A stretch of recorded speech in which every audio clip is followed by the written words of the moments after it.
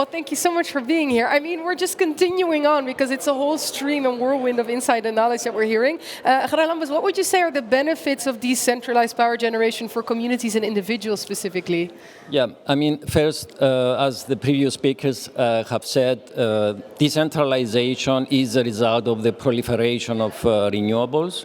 I think that this is a normal and natural development. There are a number of benefits. I would say number one is I would call it the democratization of energy. It enables individuals and communities to be and to act like a prosumers, meaning producing and consuming electricity. And in this way, there is a more equitable wealth distribution in the energy sector. Self-sufficiency, energy security, it was mentioned before. There is also more efficient production of renewables because usually production is near where consumption is, meaning that we don't need to build, transmission infrastructure, substations, and this is also a positive for they produce and they give less environmental negative effects. So, but I would say that one of the most important benefits, and it was mentioned before, is the reduction in the energy bill.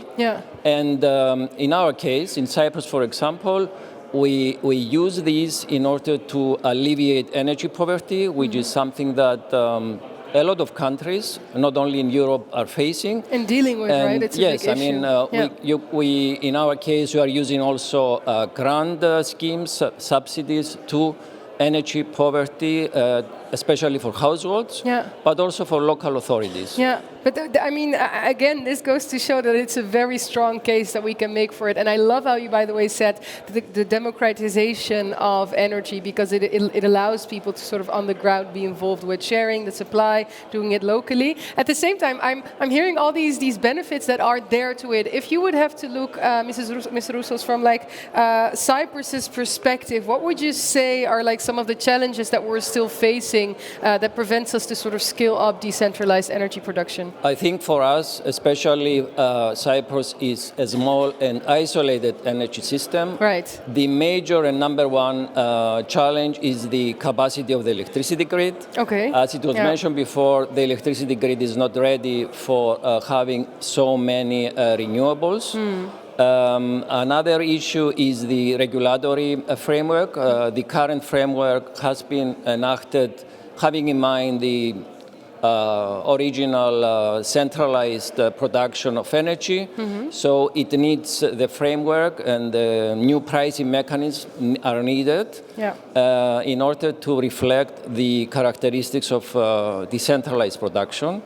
And this can be affected only with the involvement of all stakeholders, the regulators, the transmission distribution system operators, so that the appropriate framework is in place. In order to sort of be able to scale that up. Because I hear you mentioning the grid, I mean, I hear you mentioning a regulatory framework that needs to be in place and suffice for it, pricing mechanisms. If we look at technology, do you think that could potentially contribute to the advancement of decentralized power generation?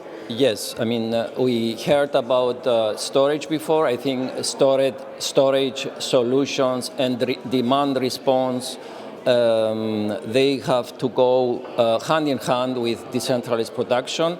Otherwise, we see a lot of curtailments, for example, meaning renewable production that could be produced but is not produced and not used. This is something that we face. This is a real problem for Cyprus and for other countries. So we need to have these storage solutions, but also smart grid technologies, because we need to have the decentralized generation respond to the demands of the grid. Blockchain applications, we see them as having potential in the payment and remuneration, especially among energy communities and peer-to-peer payments. Also, other technologies that could be used is AI and, and language machine learning. Yeah. They can be used in demand forecasting and production also forecasting. IoT integration, which is very important in giving the tool to the system operators to regulate the distributed generation according to the needs of the grid. And other microgrid technologies that can also be used so that the grid operates in the most efficient way. Right. Okay, thank you. Those are like some real, I mean, that's a lot of potentiality that we have there, and I think it sort of shows the potentiality for us to skill up, hopefully. I want to thank you so much from the Ministry at Cyprus, Charalambos Rousos. Can we have a big round of applause, everyone? Thank you so much for sharing that.